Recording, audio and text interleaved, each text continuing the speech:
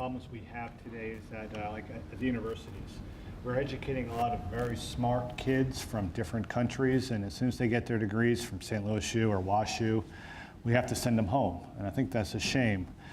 We have to make it easier for people with college degrees or advanced, including bachelor's, master's, and particularly in the STEM research, but almost all disciplines. We have to make it easier for them to stay here and work in our community. But now that's something we talked about with Mr. Alden on the Hangout earlier in the week, and something I asked him, I'll ask you.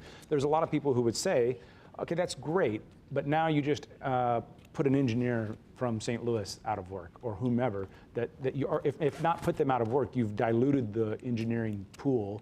You have now someone perhaps who will work for less. No, it's not. Well, it's not a zero-sum game, right? I mean, companies do best when we hire the best, right? And I think that's important. So organizations thrive when we have competition, right? That's what we're founded on, competition, you know, survival of the fittest. And well, and if you were to look at entrepreneurship and the Silicon Valley and the tech startups there, you would find that most of the founders of the, whether it's Google or Yahoo or, you know, all these different it was teams of founders. It wasn't just one person.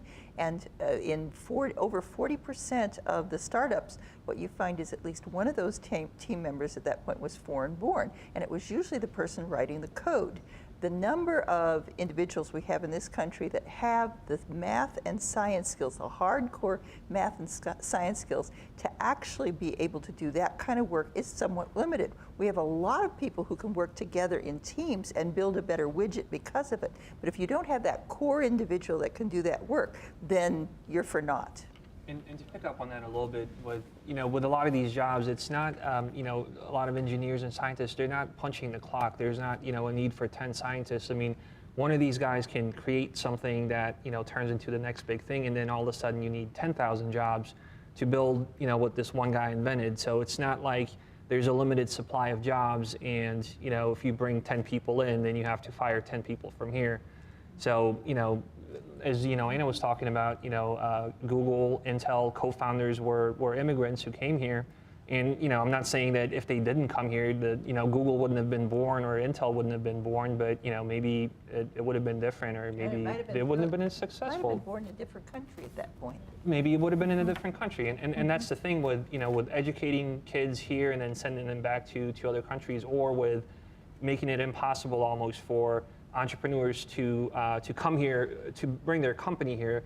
I've heard from some of the lawyers I spoke with on this issue, is it's essentially easier to buy a big property here. There's a certain threshold, like if you buy a property that's some millions of dollars, then you get a visa. But if you bring a company here, you don't. So that's kind of maybe that's something that needs to be looked at. Right, and so in fact that